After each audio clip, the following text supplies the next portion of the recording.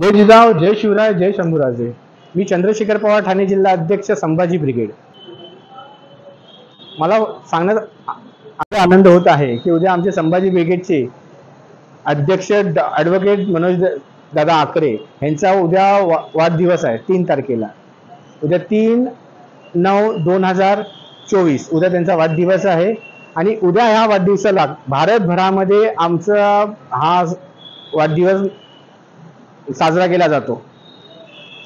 त्या निमित्ताने आज आमच्या ठाण्यामध्ये उद्या एक कार्यक्रम ठेवला आहे।